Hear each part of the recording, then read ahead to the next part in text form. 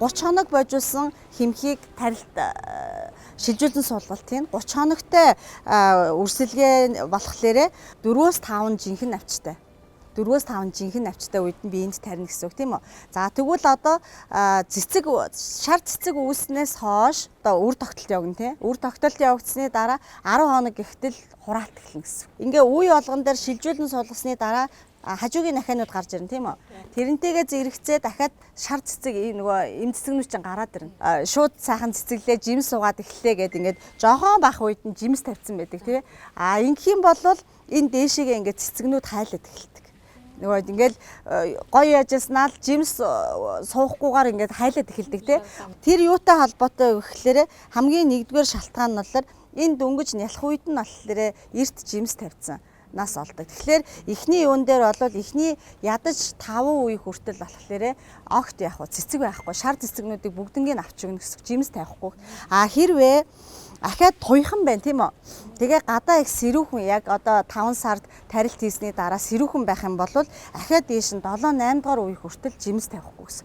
Нөгөө яагаад гэвэл энэ ургамлаа хүчрэхийг болох гэдэг тийм. Эрт жимс тавиад өгөх тусмаа л одоо сольдож эхэлнэ нөгөө ургамлч нь өөрөө. За тэгэхээр ургамлынхаа өөрийнх нь одоо ургалтын явцыг харж агаад орчныхоо хүлэмжнийхээ орчны тохиргоотой харьцуулж агаад хэдвэр үеэс эхлээд би жимс тавих вэ гэдгээ бас тооцно гэсэн. Гадаа их хүүтэн байна тийм ээ 5 сар 6 сар гэд одоо ийм хэлбэлзэл ихтэй өдөр шөнийн температур ингээд маш их хэлбэлзэлтэй ийм үед байгаа тохиолдолд үе болгон дээр ингээд тавиад өгчих юм бол дээшигээ яг сольдож эхэлдэг нөгөө ургамал маань. Тэгэхээр за 2-3 үеийн дээр би жимс тавьсан болвол нэг үе ч юм уу 2 үе гээд ингээд жимсийн танаад те. За жоохон хүчрэхийг болгоё гэд нөгөө амралт өгж гин гэсэн үг байхгүй энэ ургамалтаа.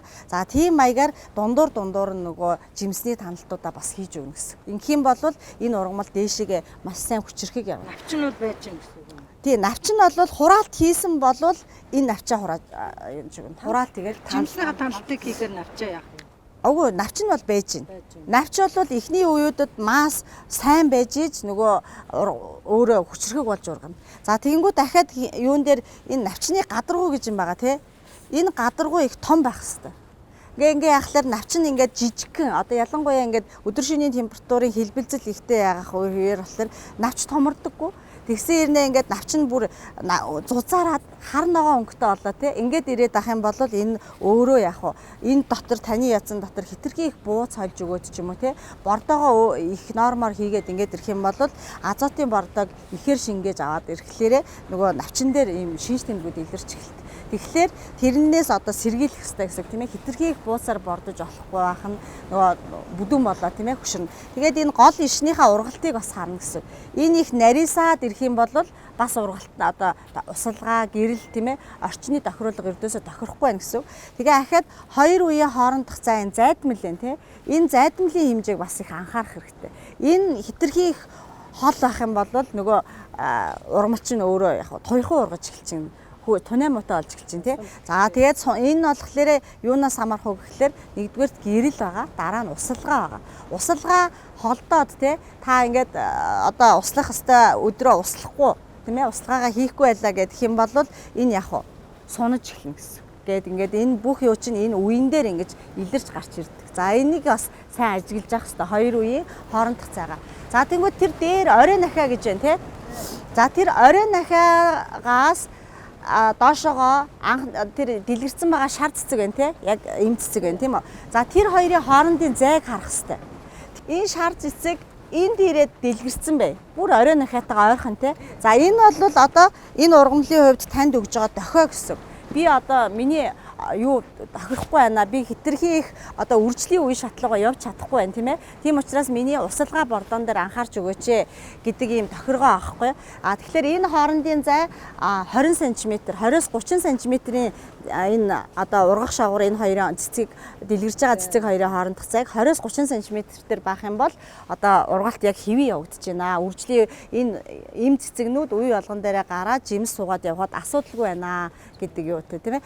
Богиносоо ирэх тусам таны услага тохирохгүй байна, бордоо тохирохгүй байна шүү гэдгийг танд сануулад арга хэмжээ авч өгөөч гэж яаж байгаа. Тэгэхээр тэрийг заавал одоо хүлэмжиндээ оруулахдаа хамгийн түрүүнд харж ах хэрэгтэй зүйлүүд чинь бас нэг усалгааг биш үү? Баг нөгөөд байх юм бол хүн ойрхон их хоол идэх хэрэгтэй гэдэгтээ ижлэхэн ургамал баг ингээ өгөх юм бол хурдан шингээж авна. Та нар туслын устганы систем тавьж байгаа шүү дээ. Тэр чинь туслаараа гоожж байгаа тий. Тэгвэл тэр туслаараа гоожход тань юуныхаа онгоц дээрээ юу гэдэг лээ помпон дээрээ цагийн ирлээ тавьчаад орохдоо 5 минутын зайтай өдөртөө тий тэдэн удаа гэдэг нөгөө нэг удаа усалж байгаа хэмжээгээ олон одоо хугацаанд хуваагаад ингээ багаар өгөх юм бол энэ ургамлын ургалт нь хамгийн сайн. Тэгээд бас нөгөө ургамал хамгааллын бодис байгаа.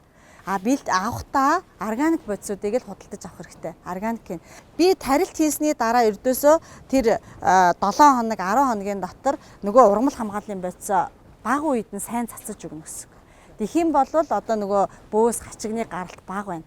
За тэгээд дундуур нь би одоо нөгөө хамгаалах зорилгоор гараагүй байсан гэсэн дундуур нь яг цацаж өгнө гэдэг. Ингээд тэр талбай юугаад ингээд цэвэрхэн байх хэрэгтэй. Энэ бол нөгөө би юм химийн бодис хэрэглээд ингээ хортой юм хэрэглээд байгаа гэдэг биш урьдсан сэргийлэх. Ганцхан нөгөө энэ жимс хураах дээр л технологи хугацаагаа мөрдөөл авчих юм бол болно гэсэн.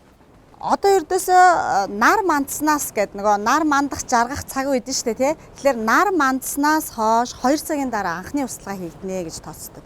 Энэ нөгөө ишин дээр бас нөгөө таналт хийчих шүү дээ.